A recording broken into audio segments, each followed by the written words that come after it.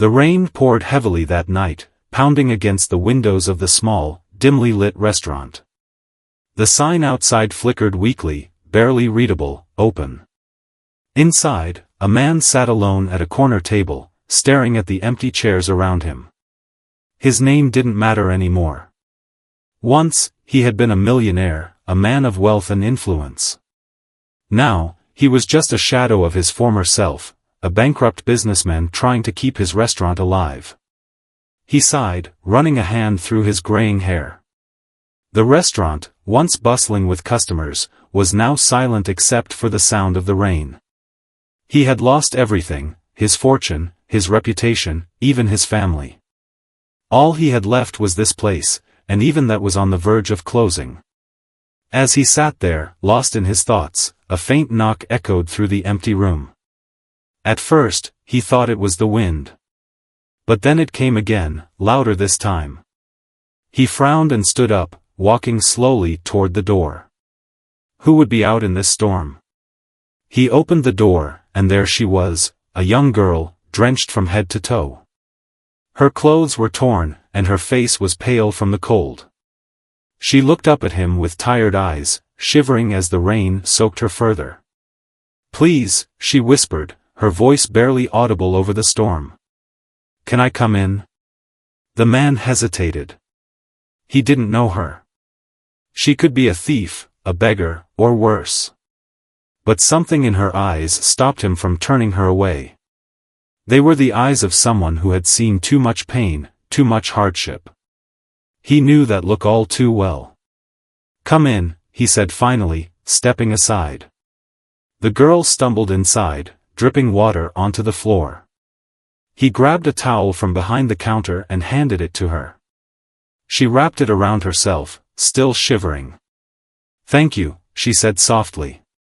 He nodded, not sure what to say. He wasn't used to helping others anymore. These days, he could barely help himself. "You can sleep here tonight," he said, gesturing to one of the booths. "It's warm, at least." The girl didn't argue. She curled up on the seat, pulling the towel tightly around her. Within minutes, she was asleep. The man watched her for a moment, feeling a strange mix of emotions. He didn't know why he had let her in. Maybe it was because he saw a bit of himself in her, someone who had lost everything and was just trying to survive.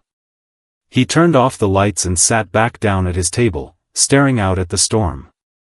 The rain continued to fall, but for the first time in a long time, he felt a small glimmer of hope. Maybe, just maybe, things could get better. The next morning, the storm had passed, and the sun was shining brightly. The man woke up early, as he always did, and went to check on the girl. But when he reached the booth, she was gone. He looked around, confused. The towel was neatly folded on the seat, and there was no sign of her. Had she left in the middle of the night? He couldn't understand why she would leave without saying anything. As he turned to walk away, something caught his eye. On the floor, near the booth, was a small, glowing object. It was about the size of a coin, with strange symbols etched into its surface. He picked it up, feeling a strange warmth radiating from it. "What is this?" he muttered, turning it over in his hand. Suddenly, the object began to glow brighter, and a faint hum filled the air. He dropped it in surprise, watching as it floated a few inches above the ground. The symbols on its surface started to move, shifting and rearranging themselves into a pattern he couldn't understand. Before he could react, the object emitted a burst of light, and a holographic image appeared in front of him. It was a map, but not like any map he had ever seen. It showed a series of locations, all connected by glowing lines. At the center of the map was a single word, written in a language he didn't recognize. The man stared at the image, his heart racing. What had he just stumbled upon? And where had the girl gone? He didn't know it yet, but this was just the beginning. The object in his hand was no ordinary trinket, it was the key to something much bigger, something that would change his life forever. The man stood frozen, staring at the glowing object floating in front of him. The holographic map flickered in the air, casting strange shadows across the walls of the empty restaurant. His mind raced, trying to make sense of what he was seeing. Was this some kind of trick?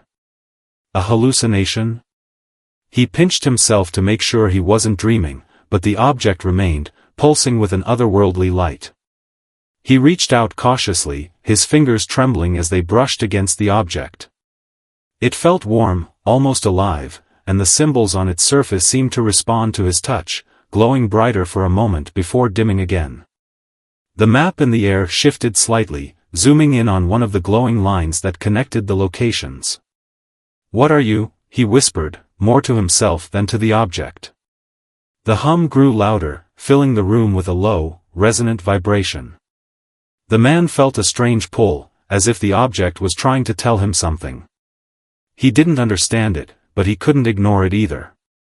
Something about this felt important, too important to walk away from. He grabbed his coat and slipped the object into his pocket, feeling its warmth through the fabric. The holographic map disappeared as soon as he moved, but the image was burned into his mind. He knew he had to follow it, to see where it led. But first, he needed answers. The man spent the rest of the morning searching for the girl.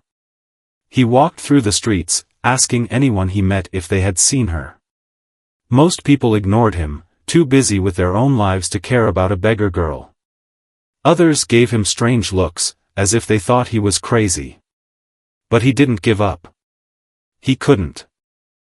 As he walked, his thoughts kept returning to the object in his pocket.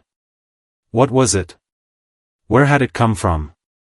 And why had the girl left it behind? He had so many questions, but no one to answer them. By midday, he was exhausted.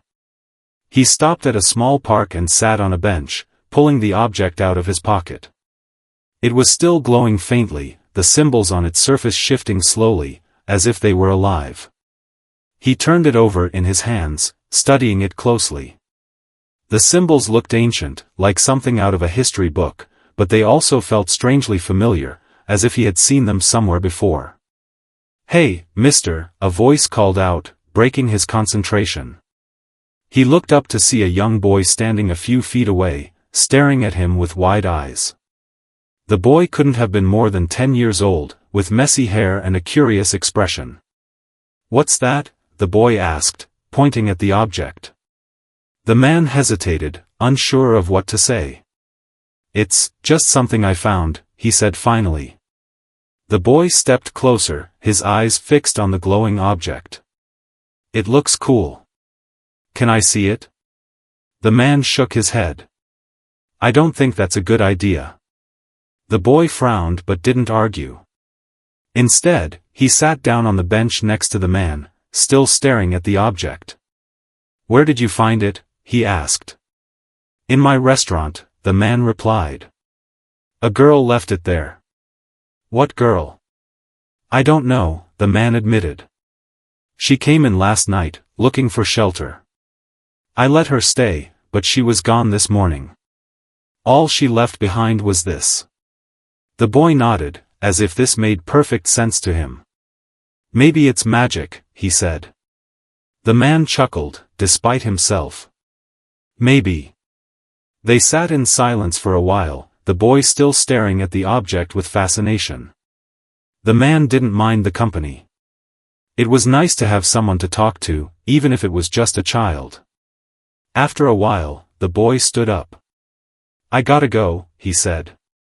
"But good luck with your magic thing." The man smiled. "Thanks." As the boy walked away, the man felt a sudden pang of loneliness. He had spent so much time alone lately, shutting himself off from the world. But now, for the first time in a long time, he felt a spark of curiosity, a desire to connect with something bigger than himself. He looked down at the object in his hands, its glow faint but steady. "All right," he said quietly. "Let's see what you're all about." The man spent the rest of the day researching the symbols on the object. He went to the library, flipping through books on ancient languages and symbols, but nothing matched what he saw.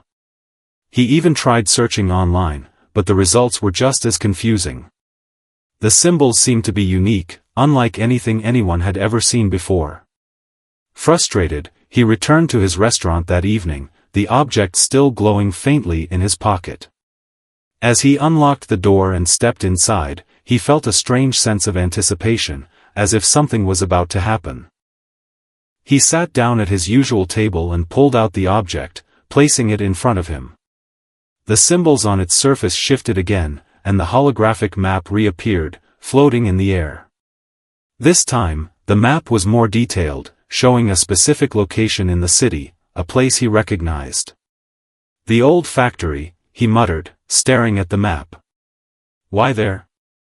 The factory had been abandoned for years, a crumbling relic of the city's industrial past. No one went there anymore, not even the homeless.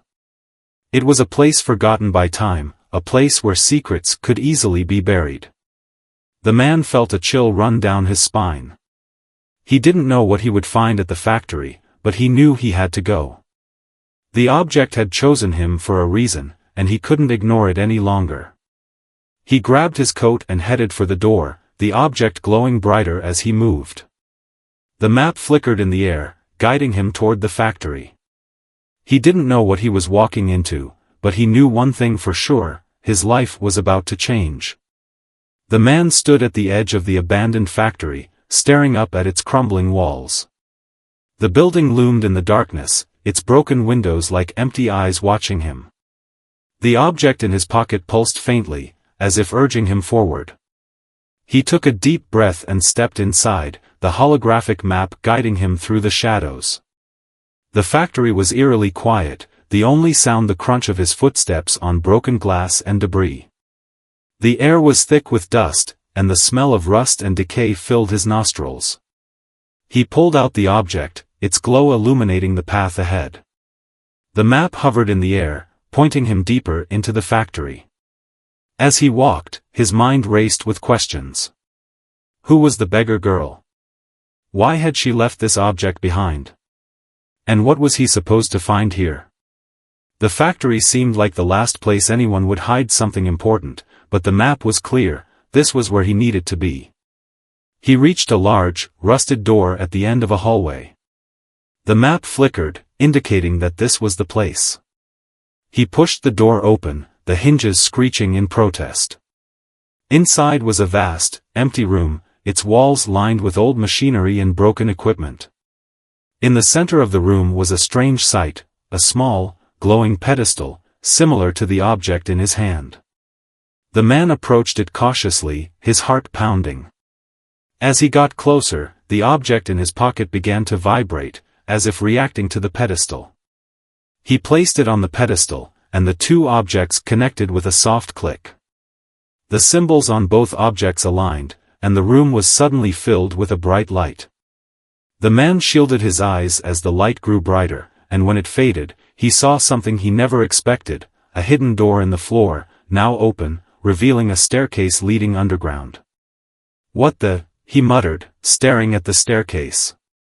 The object had led him here, but this was beyond anything he could have imagined. He hesitated for a moment, then stepped onto the staircase, descending into the darkness. The air grew colder as he went deeper, the walls of the staircase lined with strange, glowing symbols similar to the ones on the object. The hum from the object grew louder, guiding him forward. At the bottom of the staircase was another door, this one made of metal and covered in more symbols. He pushed the door open, and what he saw took his breath away. The room was filled with advanced technology, screens displaying strange data, machines humming with energy, and in the center of it all, a group of people working diligently. They looked up as he entered, their eyes widening in surprise. "Who are you?" one of them demanded, stepping forward. He was a tall man with sharp features and a stern expression. The man held up the object, its glow still faint but steady. I found this," he said. "A girl left it in my restaurant. She was a beggar, but I think she's connected to you." The tall man's expression softened slightly. He exchanged a glance with the others, then nodded. You've come to the right place, he said.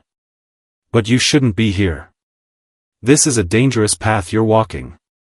What is this place? The man asked, looking around. What's going on? The tall man hesitated, then sighed. You've stumbled upon something much bigger than you realize. That object you hold is a key to saving humanity. The man's eyes widened. Saving humanity? From what? The tall man gestured to one of the screens, which displayed a massive asteroid hurtling toward Earth. This, he said. In 6 months, that asteroid will hit our planet, and if it does, it will wipe out all life. We've been working on a plan to stop it, but we need that object to activate our defense system. The man stared at the screen, his mind reeling. Why didn't anyone tell us about this? He asked. Why keep it a secret? Because people would panic, the tall man replied. And because there are those who would try to stop us. That's why we work in secret, and why we need people like you, people who are willing to help without asking too many questions. The man looked down at the object in his hand, its glow steady and reassuring. And the beggar girl? He asked. Who is she? The tall man's expression softened. She's one of us, he said. A scientist who's been working on this project for years. She left the object with you because she knew you would find your way here. She believed in you. The man felt a lump in his throat. He had spent so long feeling like a failure, like he had nothing left to offer. But now, he was being told that he was part of something important, something that could save the world. What do you need me to do? He asked. The tall man smiled. We need you to help us activate the defense system. But it won't be easy. There are people who will try to stop us, and we'll need to work together to succeed. Are you ready for that? The man hesitated, then nodded. I'm ready. The man followed the tall scientist through the hidden facility, his mind still reeling from everything he had just learned. The room was filled with advanced technology, screens displaying complex data, machines humming with energy, and people working diligently on what looked like pieces of a massive puzzle. It was like something out of a sci-fi movie, but it was real, and he was now a part of it. This way, the tall man said, leading him to a smaller room at the back. Inside, a group of people sat around a table, deep in discussion. They looked up as he entered, their expressions a mix of curiosity and caution. This is him, the tall man said, gesturing to the man. He's the one who found the key. The group nodded, and one of them, a woman with sharp eyes and a no-nonsense demeanor, stood up. Welcome, she said. I'm Dr. Patel. We've been expecting you. The man blinked, surprised. Expecting me? Yes, Dr. Patel replied. The beggar girl, her name is Anya, told us about you. She said you were the one who would bring the key back to us. The man felt a pang of guilt. I didn't even know what it was, he admitted. I let her stay in my restaurant, and she left it behind. Dr. Patel smiled faintly. Sometimes, the smallest acts of kindness lead to the biggest changes. Anya believed in you, and now we do too. The man didn't know what to say. He had spent so long feeling like a failure, like he had nothing left to offer. But now, these people were looking at him with hope, as if he could make a difference. It was overwhelming, but also strangely comforting. What do you need me to do? He asked. Dr. Patel gestured for him to sit. First, let us explain the situation. As he took a seat, the group began to outline their plan. The asteroid, they explained, was on a collision course with Earth. It had been detected years ago, but the information had been kept secret to avoid global panic. A team of scientists and engineers had been working on a defense system, a massive network of satellites equipped with laser technology that could break the asteroid into smaller, harmless pieces. The key you brought is the final piece, Dr. Patel said. It's needed to activate the system. Without it, all our work is useless. The man frowned. Why didn't Anya just bring it here herself? The tall man, who introduced himself as Dr. Reynolds, sighed. Anya was being watched. There are people who want to stop us, who believe the asteroid is a natural event that shouldn't be interfered with. They've been trying to sabotage our work, and Anya was their target. She left the key with you to keep it safe.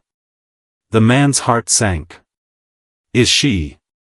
We don't know, Dr. Patel said quietly. She disappeared after leaving the key with you. We're still looking for her. The room fell silent, the weight of the situation pressing down on everyone. The man looked down at the object in his hand, its glow steady and reassuring. He had thought it was just a strange trinket, but now he understood its importance. It wasn't just a key, it was hope. What's next? He asked. Dr. Patel leaned forward. We need to activate the system as soon as possible. But it won't be easy. The people who are after us will try to stop us, and we'll need to be careful.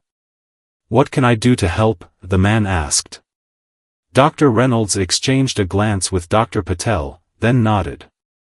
We need you to stay with us, he said. You're the only one who can activate the system with the key. But more than that, we need your determination. You've been through a lot, and that makes you strong. The man felt a surge of determination. For the first time in years, he felt like he had a purpose. He wasn't just a bankrupt millionaire anymore, he was part of something bigger, something that could save the world. I'll do whatever it takes, he said. Over the next few days, the man immersed himself in the hidden world of the facility. He learned about the defense system, the technology behind it, and the challenges they faced. The team was a mix of scientists, engineers, and strategists, all working tirelessly to prepare for the activation. The man spent most of his time with Dr. Patel, who taught him how to use the key.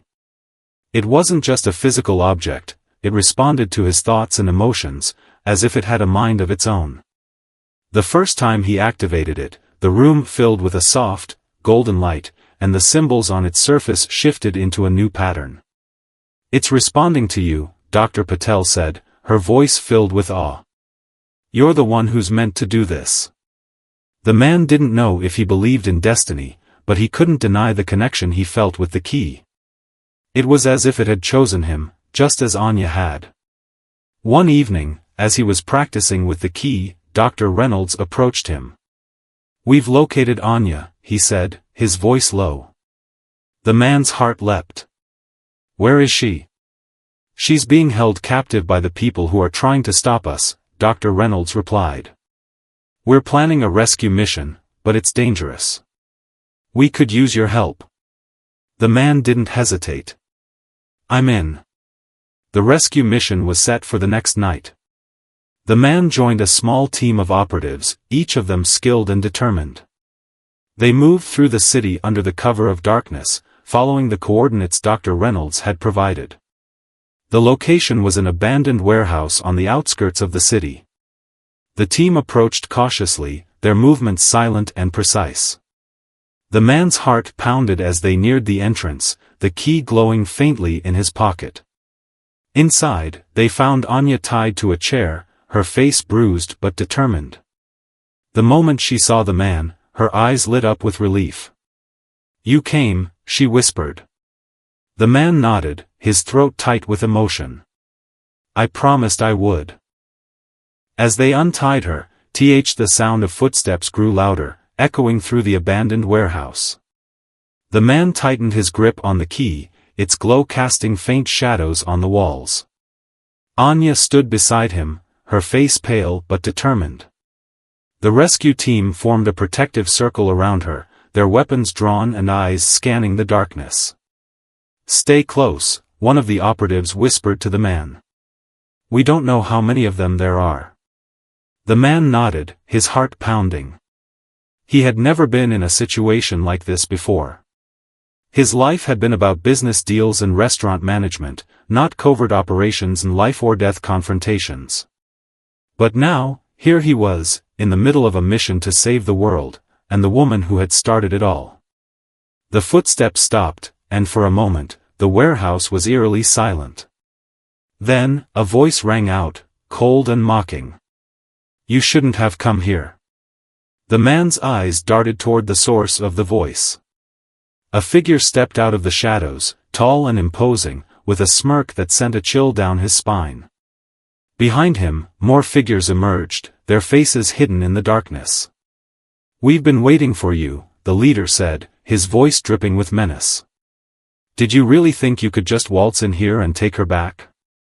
The man stepped forward, his voice steady despite the fear gnawing at him. "We're not here to fight. We just want Anya." The leader laughed, a harsh, grating sound. "You think it's that simple? You have no idea what you're dealing with." Before the man could respond, the leader raised his hand, and the room erupted into chaos. The operatives sprang into action, engaging the enemy in a flurry of movement. The man grabbed Anya's arm and pulled her behind a stack of crates, shielding her from the fight. "Are you okay?" he asked, his voice urgent. Anya nodded, though her hands were trembling. "I'm fine. But we need to get out of here. They're not just after me, they want the key." The man's grip on the key tightened. "Why?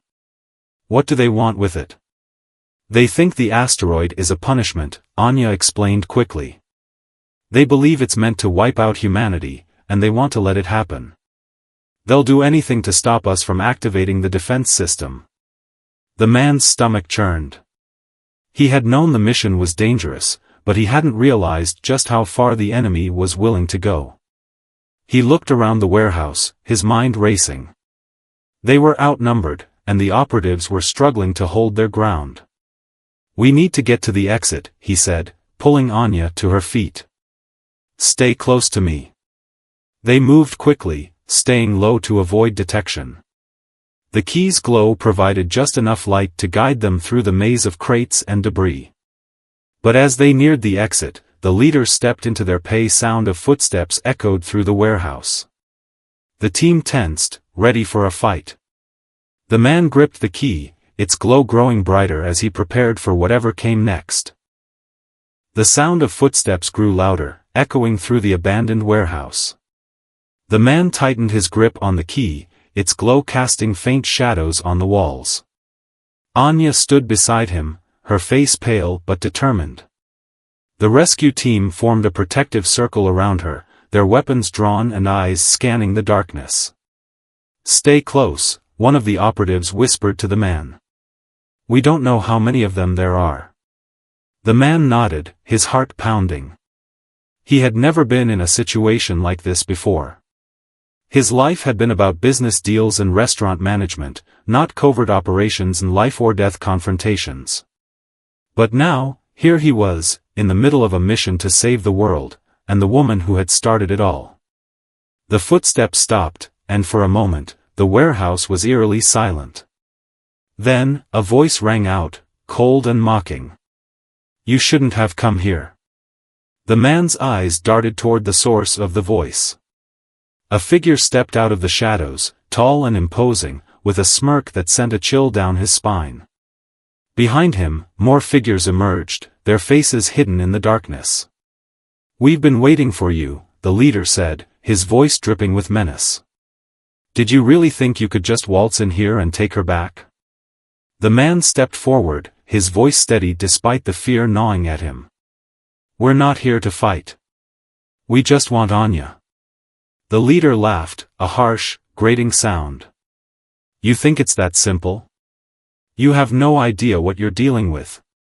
Before the man could respond, the leader raised his hand, and the room erupted into chaos. The operatives sprang into action, engaging the enemy in a flurry of movement. The man grabbed Anya's arm and pulled her behind a stack of crates, shielding her from the fight. "Are you okay?" he asked, his voice urgent. Anya nodded, though her hands were trembling. "I'm fine.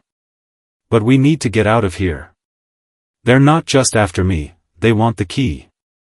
The man's grip on the key tightened. "Why? What do they want with it?" They think the asteroid is a punishment, Anya explained quickly. They believe it's meant to wipe out humanity, and they want to let it happen. They'll do anything to stop us from activating the defense system. The man's stomach churned. He had known the mission was dangerous, but he hadn't realized just how far the enemy was willing to go. He looked around the warehouse, his mind racing. They were outnumbered, and the operatives were struggling to hold their ground. "We need to get to the exit," he said, pulling Anya to her feet. "Stay close to me." They moved quickly, staying low to avoid detection. The key's glow provided just enough light to guide them through the maze of crates and debris. But as they neared the exit, the leader stepped into their path, blocking their way. "Leaving so soon?" he sneered. "I don't think so." The man stepped in front of Anya, shielding her with his body. "Let us go," he said, his voice firm. "This doesn't have to end badly." The leader laughed again. "Oh, it's already ending badly, for you." He lunged forward, and the man barely had time to react. He dodged the first strike, but the leader was fast, his movements precise and deadly. The man stumbled, the key slipping from his hand and clattering to the ground. Anya dove for it, but the leader was quicker. He grabbed her arm and yanked her back, his grip like iron. "You're not going anywhere," he snarled. The man's heart raced as he scrambled to his feet. He had to do something, anything, to save Anya. He glanced around, his eyes landing on a piece of broken pipe lying nearby. Without thinking, he grabbed it and swung it at the leader. The pipe connected with a sickening thud, and the leader staggered back, releasing Anya. She grabbed the key and ran to the man's side, her breath coming in ragged gasps. "Let's go," she shouted. They sprinted for the exit, the sound of the fight fading behind them. As they burst out into the night, the cool air hit them like a shock. The man looked around, disoriented, until he spotted the operative's vehicle parked a short distance away. "Over there," he said, pointing. They ran to the vehicle and climbed in, the engine roaring to life as the operatives followed. The man glanced back at the warehouse, his heart still pounding. They had made it out, but he knew this was only the beginning. Back at the facility, the team regrouped, their faces grim. Anya was taken to the medical bay to treat her injuries, while the man sat with Dr. Patel and Dr. Reynolds, recounting what had happened. "They're more organized than we thought," Dr. Reynolds said, his voice heavy with concern. "If they're willing to go this far, we need to be prepared for anything." Dr. Patel nodded. "We need to accelerate our plans. The asteroid is getting closer, and we can't afford any more delays." The man looked down at the key, its glow steady and reassuring. "What's next?" he asked.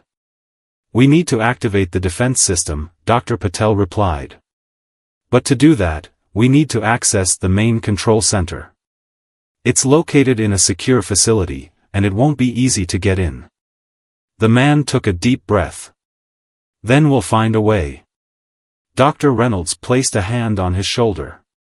"You've already done more than we could have asked for. But this next part, it's going to be the hardest. Are you ready for that?" The man thought about everything he had been through, the loss of his fortune, the loneliness, the despair. But now, he had a purpose. He had people who believed in him, and a mission that could change the world.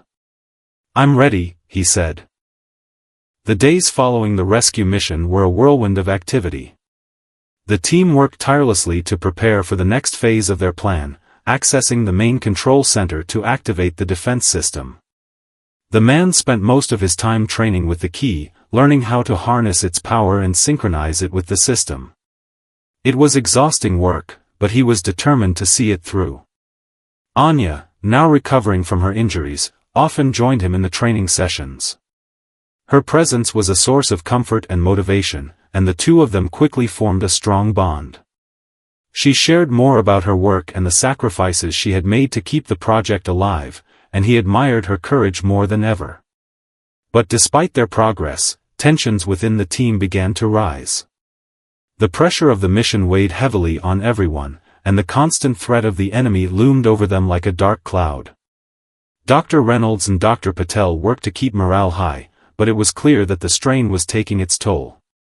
One evening, as the man was practicing with the key, he noticed one of the operatives, a man named Carl, watching him from across the room. Carl had been quiet lately, keeping to himself and avoiding the others. The man had thought little of it at first, but now, something about Carl's demeanor made him uneasy. "Everything okay?" the man asked, trying to sound casual. Carl nodded, but his eyes darted away. "Yeah, just tired, I guess." The man didn't press further, but he couldn't shake the feeling that something was off. He mentioned it to Anya later that night, and she frowned. "Carl's been acting strange," she admitted. "I've noticed it too. But with everything going on, it's hard to know what's normal anymore." The man nodded, but the unease lingered. He decided to keep an eye on Carl, just in case. The next morning, the team gathered for a briefing. Dr. Patel stood at the front of the room, her expression serious. "We've located the main control center," she announced. "It's heavily guarded, but we've developed a plan to infiltrate it. We'll need everyone's cooperation to make this work." She outlined the plan, which involved splitting into two teams, one to distract the guards and the other to access the control center. The man was assigned to the second team, along with Anya and Dr. Reynolds. Carl was assigned to the distraction team, but as the briefing continued, the man noticed Carl's hands clenching and unclenching, his jaw tight. When the meeting ended, Carl approached Dr. Patel. "Can I talk to you for a minute?" he asked, his voice low. Dr. Patel nodded, and the two of them stepped into a corner. The man watched from a distance, his unease growing. He couldn't hear what they were saying, but Carl's body language was tense, almost aggressive. After a few minutes, Carl walked away, his face unreadable. The man approached Dr. Patel. "Is everything okay?" he asked. She hesitated, then sighed. "Carl's been under a lot of press." She hesitated, then sighed. "Carl's been under a lot of pressure. He's worried about the mission, and I think he's having second thoughts." The man frowned. "Do you think he'll be a problem?" "I hope not," Dr. Patel said. "But we'll need to keep an eye on him." The infiltration mission was set for that night. The team moved through the city under the cover of darkness, their movements silent and precise. The man's heart pounded as they approached the control center, a massive, heavily fortified building surrounded by guards. The distraction team moved into position, and the man watched as Carl led the charge, his movements sharp and deliberate. For a moment, it seemed like everything was going according to plan. But then, something went wrong. The guards were ready for them. The man's team had barely made it inside the building when the alarms blared, and the guards swarmed the area. It was a trap. "We've been betrayed," Dr. Reynolds hissed, his face pale. The man's mind raced. How had the enemy known they were coming? "Unless—" "Carl," he said, the realization hitting him like a punch to the gut. He must have tipped them off. Anya's eyes widened. "We need to get out of here." But it was too late. The guards were closing in, and the team was outnumbered. The man gripped the key, its glow flickering as if sensing the danger. He knew they had only one chance. "Follow me," he said, leading the team deeper into the building. They moved quickly, dodging guards and navigating the maze of corridors. The man's heart pounded as they reached the control room, but the door was locked. He placed the key against the panel, and the symbols on its surface shifted, unlocking the door with a soft click. Inside, the control room was filled with screens and machinery, the heart of the defense system. The man stepped forward, the key glowing brighter as he approached the main console. "We need to activate it now," Dr. Reynolds said, his voice urgent. But before the man could do anything, the door burst open, and Carl stepped inside, a gun in his hand. "Stop," Carl said, his voice cold. You're not going anywhere. The man stared at him, his heart sinking. Why, Carl? Why would you do this? Carl's expression was hard, his eyes filled with a mix of anger and regret. You don't understand. This system, it's not what you think. It's not meant to save us. It's meant to control us. What are you talking about? Anya demanded. The asteroid is real, Carl said. But the defense system, it's a weapon. Once it's activated, it'll give them complete power over the world. I couldn't let that happen. The man shook his head, refusing to believe it. You're wrong. This system is our only hope. Carl's grip on the gun tightened. I'm sorry. I can't let you do this. Before anyone could react, Carl fired. The shot echoed through the room, and Dr. Reynolds crumpled to the ground, clutching his side. Anya screamed, rushing to his side, while the man stepped forward, his hands raised. Don't do this, Carl, he said, his voice steady. We can figure this out together. Carl hesitated, his hand trembling. For a moment, it seemed like he might lower the gun. But then, his expression hardened, and he took aim again. The man acted on instinct. He lunged forward, tackling Carl to the ground. The gun went off, the shot ricocheting off the wall. They struggled, the key falling from the man's hand and skidding across the floor. Anya grabbed it, her hands shaking as she placed it against the console. The room filled with a blinding light as the system began to activate. Carl screamed, fighting to break free, but the man held him down. It's over, Carl, he said, his voice firm. You've lost. As the system powered up, the man felt a surge of hope. They had done it. They had activated the defense system. But as he looked down at Carl, he couldn't shake the feeling that the real battle was just beginning. The control room was bathed in a blinding light as the defense system powered up. The man stood over Carl, his chest heaving from the struggle. Anya knelt beside Dr. Reynolds, who was bleeding but conscious, his face pale but determined. We need to hurry, Dr. Reynolds said, his voice weak but urgent. The asteroid is closing in. We only have a small window to activate the system. The man nodded, helping Anya to her feet. Carl lay on the floor, defeated and silent, his betrayal still hanging heavily in the air. There was no time to dwell on it now, the fate of the world was at stake. Anya placed the key back into the console, her hands steady despite the chaos. The symbols on its surface shifted rapidly, aligning with the system's controls. The screens around the room lit up, displaying data about the asteroid's trajectory and the defense system's readiness. It's working, Anya said, her voice filled with relief. The system is online. The man let out a breath he didn't realize he'd been holding. But their relief was short-lived. The screens suddenly flashed red, and an alarm blared through the room. What's happening? The man asked, his heart racing. Dr. Reynolds struggled to sit up, his eyes scanning the data. The system's been compromised, he said, his voice strained. Carl must have sabotaged it before we got here. Anya's hands flew across the console, trying to override the sabotage. We need to recalibrate the system, she said. But it's going to take time we don't have. The man looked at the screens, his stomach churning. The asteroid was closer than ever, its massive form looming on the display. They had only minutes left. What can I do? He asked. Anya glanced at him, her eyes filled with desperation. We need to access the backup controls. They're in the lower level of the facility. But it's going to be dangerous, the guards will be on high alert. The man didn't hesitate. I'll go.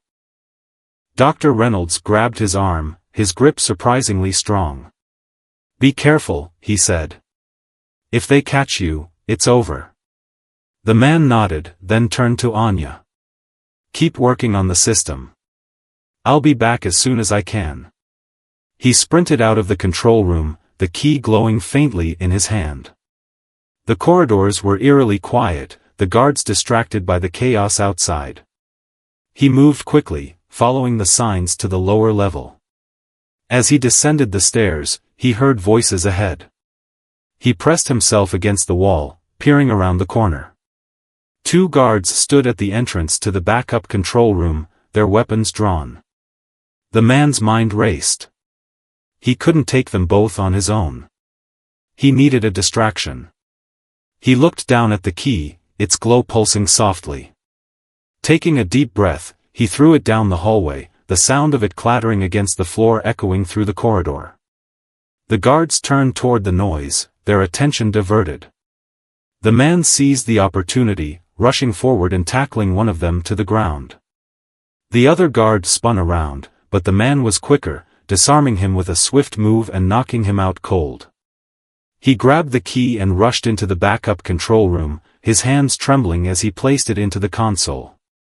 The system hummed to life, the screens displaying the same data as before. He quickly recalibrated the controls, following Anya's instructions from earlier.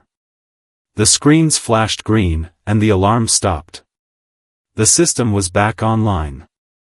The man let out a shaky breath, his heart still pounding. He grabbed the key and ran back to the control room, the guard's unconscious forms lying in his wake. When he burst into the room, Anya and Dr. Reynolds looked up, their faces filled with hope. "Did you do it?" Anya asked. The man nodded, placing the key back into the main console.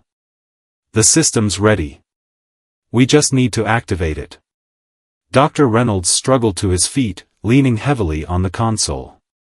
"Then let's do it. Together." The 3 of them placed their hands on the console, the key glowing brightly as the system powered up.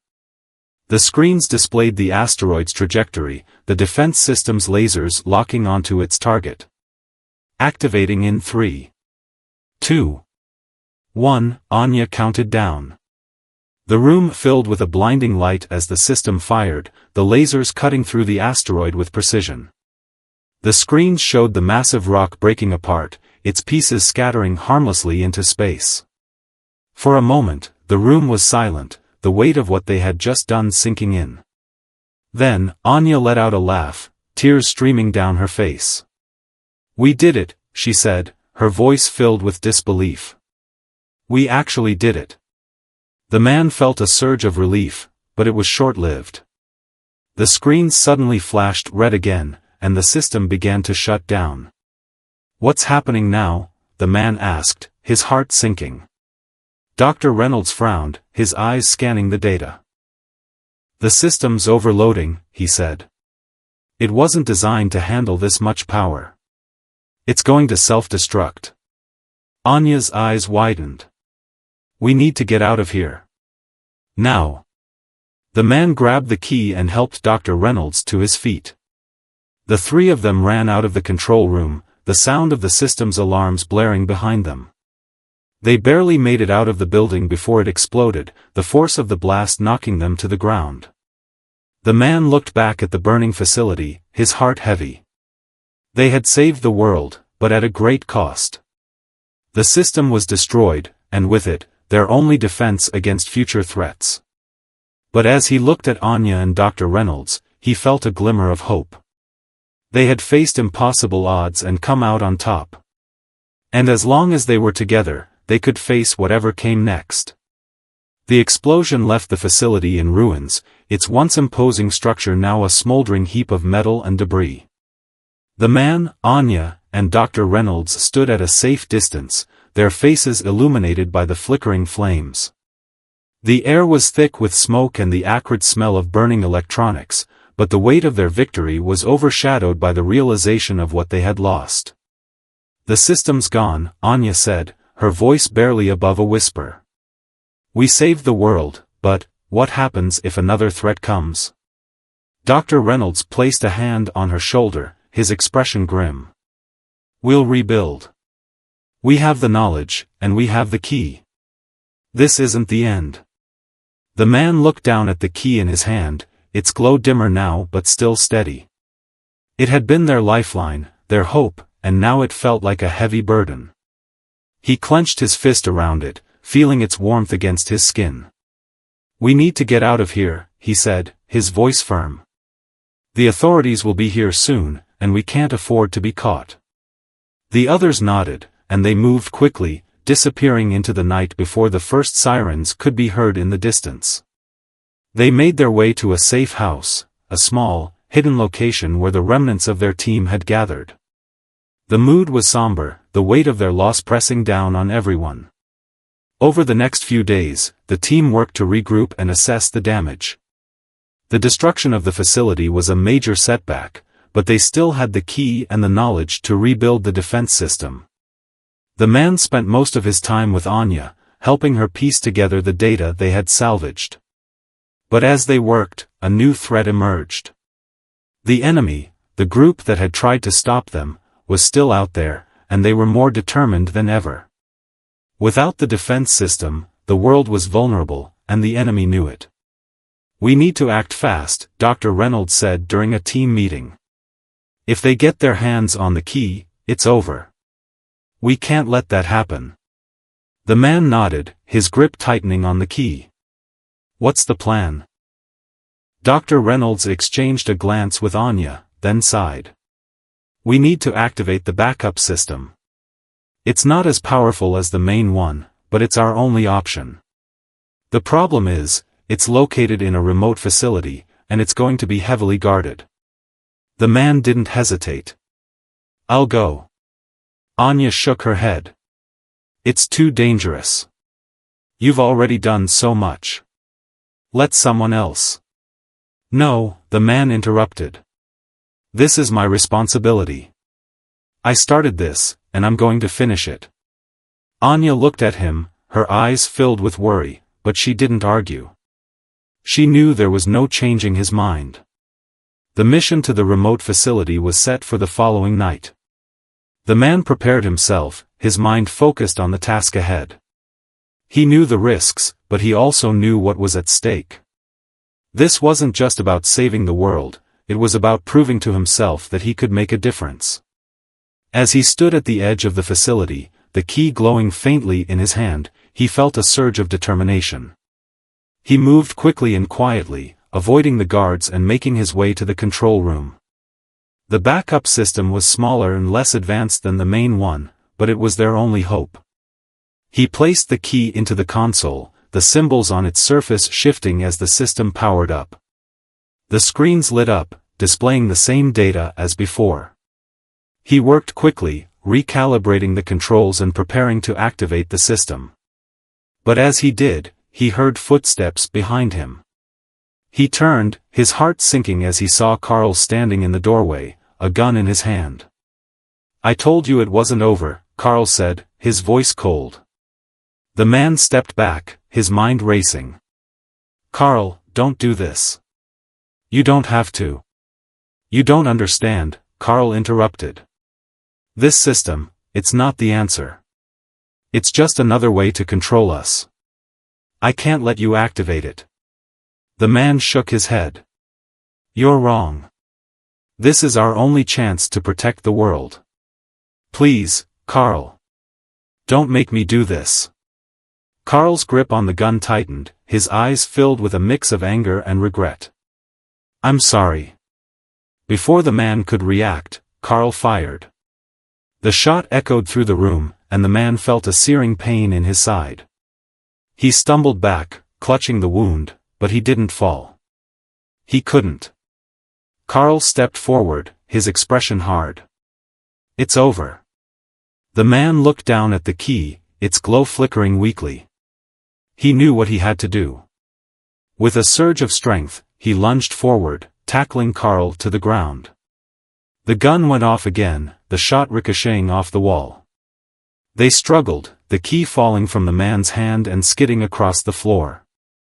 Carl fought to break free, but the man held him down, his hands trembling. "I'm sorry, Carl," he said, his voice steady. "But I can't let you do this." Carl's struggles weakened, and finally, he went still. The man stood, his side burning with pain, and grabbed the key. He placed it back into the console, the system powering up once more. The screens lit up, the defense system locking onto the asteroid's trajectory. The man took a deep breath, his hand hovering over the activation button. "This is for everyone," he whispered, then pressed the button. The room filled with a blinding light as the system fired, the lasers cutting through the asteroid with precision. The man watched as the massive rock broke apart, its pieces scattering harmlessly into space. But as the system powered down, the man felt his strength fading. He slumped against the console, his vision blurring. The last thing he saw was Anya rushing into the room, her face filled with relief and fear. "You did it," she said, her voice trembling. "You saved us." The man smiled weakly, his hand clutching the key. "It was worth it." The man woke up to the sound of beeping machines and the sterile smell of a hospital room. His side ached, and his body felt heavy, but he was alive. He blinked, his vision slowly focusing on the figure sitting beside him. Anya. Her face lit up with relief when she saw he was awake. "You're okay," she said, her voice trembling.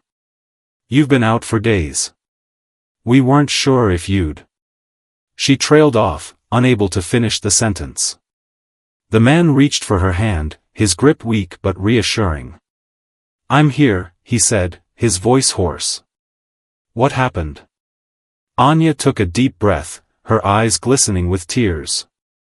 "The system worked. The asteroid was destroyed, and the world is safe. You did it." The man felt a surge of relief, but it was tempered by the memory of what had happened. "Carl." Anya's expression darkened. "He didn't make it. But he helped in the end. His actions forced us to confront the truth about the system. We've learned from it, and we'll do better next time." The man nodded, his heart heavy. Carl's betrayal had been devastating, but it had also been a wake-up call. The defense system wasn't just a tool, it was a responsibility, one that had to be handled with care and transparency. "What now?" he asked. Anya smiled faintly. "Now, we rebuild. The world knows the truth about the asteroid, and they're grateful. But they also know the risks.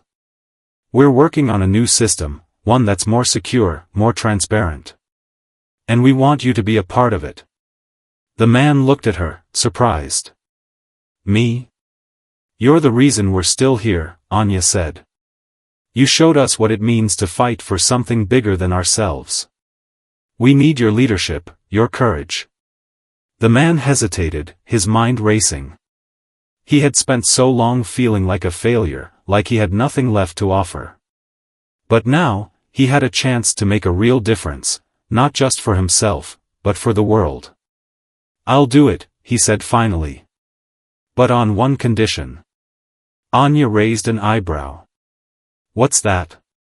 "We do it together," he said. "No more secrets, no more lies. We build this system as a team, and we make sure it's used for good." Anya smiled, her eyes filled with determination. "Deal." Over the next few months, the man threw himself into the project. The new defense system was designed to be more than just a tool, it was a symbol of hope, a reminder of what humanity could achieve when they worked together. The man worked closely with Anya and Dr. Reynolds, their bond growing stronger with each passing day. The world watched as the new system took shape, their faith in the project restored. The man became a symbol of resilience, his story inspiring millions. But he never forgot where he had come from, the struggles, the failures, the moments of doubt. They were a part of him, and they made him who he was. One evening, as the sun set over the city, the man stood on the rooftop of the new facility, the key in his hand. Its glow was steady, a reminder of everything they had been through. Anya joined him, her presence a source of comfort. "It's almost ready," she said, her voice filled with pride. "The system will be fully operational in a few weeks." The man nodded, his gaze fixed on the horizon. It's been a long journey. Anya smiled. And it's just the beginning. They stood in silence for a while, the weight of their accomplishments settling over them. The man thought about everything they had overcome, the betrayals, the sacrifices, the moments of doubt. They had faced impossible odds and come out on top, not because they were perfect, but because they had never given up. Do you think we'll ever need it? He asked finally. The system, I mean. Anya sighed. I hope not. But if we do, we'll be ready. And we'll face it together. The man nodded, his grip tightening on the key. Together. Years passed, and the new defense system became a symbol of hope and unity. The man continued to work with Anya and Dr. Reynolds, their partnership stronger than ever. They faced new challenges, but they faced them as a team, their bond unbreakable. The man's story became a legend, a reminder of what one person could achieve when they refused to give up. He never forgot the lessons he had learned, the importance of kindness, the power of resilience, and the value of working together. One day, as he stood in the facility, the key in his hand, he felt a sense of peace. He had come so far, and he knew that whatever the future held, he was ready. Anya joined him, her presence a constant source of strength. What are you thinking about? She asked. The man smiled. The future. And everything we've built. Anya nodded, her eyes filled with pride. We've come a long way. And we're just getting started, the man said. As they stood there, the key glowing faintly in his hand, the man knew that their legacy would live on.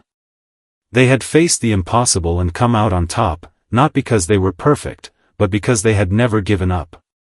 And that was a lesson worth remembering.